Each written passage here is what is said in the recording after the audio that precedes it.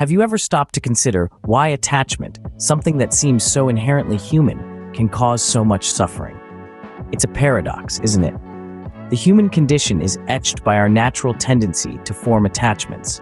We're not just talking about material possessions here, but also emotional and psychological bonds. We attach ourselves to people, to ideas, to places, and even to certain versions of ourselves. But here's the rub. With attachment comes expectation. We build these intricate narratives in our minds about how things should be, and when reality fails to meet these expectations, we're left with disappointment. We feel pain, we suffer. So attachment, which seems to be as natural as breathing, becomes a breeding ground for feelings of anger, bitterness, jealousy, sorrow, and even hatred.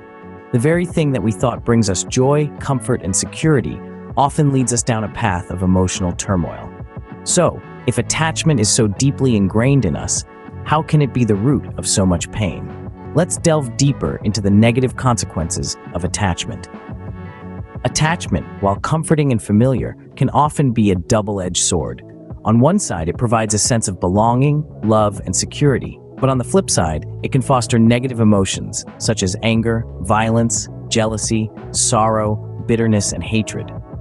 These emotions don't just spring up from nowhere. They emerge from an inability to let go of attachments, from a desperate clinging to what we perceive as ours. This attachment could be to a person, a belief, a possession, or even a past memory. Consider anger, for instance. When someone threatens or disrupts what we are attached to, anger often bubbles up, acting as a protective mechanism. Violence, too, surfaces when our attachments are under perceived threat, and we feel compelled to defend them at all costs. Jealousy, on the other hand, is an emotion that arises when we feel that someone else might steal away what we're attached to. It's a fear of loss, a fear of being replaced, and it is fueled by our inability to let go.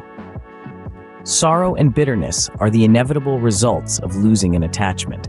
They are the emotional scars left behind when something or someone we are deeply attached to is taken away from us. These emotions cloud our minds, making it difficult to see the present clearly and to embrace the future openly. Hatred, perhaps the most destructive of these emotions, is often the result of a deep-seated attachment that has been betrayed or violated. It's an intense emotion that can consume us, blinding us to reason and compassion. Each of these emotions, in their own way, can lead to suffering. They disturb our peace of mind, disrupt our relationships, and can even lead to physical harm. They keep us bound to the past or anxious about the future, preventing us from truly living in the present. Therefore, it becomes apparent that attachment, in its many forms, breeds a plethora of negative emotions and outcomes. So, how do we navigate this complex landscape of attachment and suffering? As we delve into the art of letting go, it's crucial to remember that detachment doesn't mean becoming emotionless.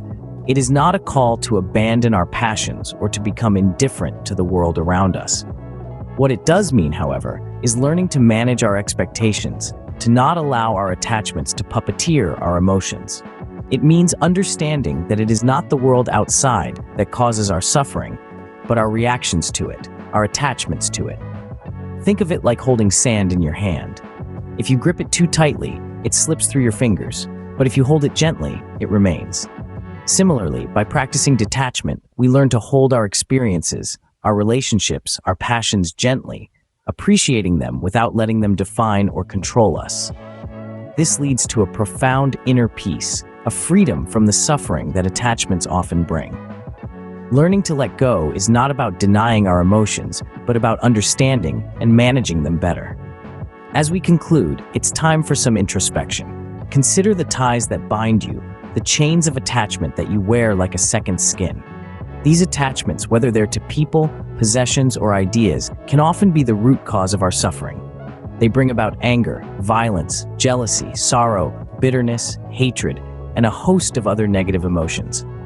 Now, imagine the freedom that comes with letting go.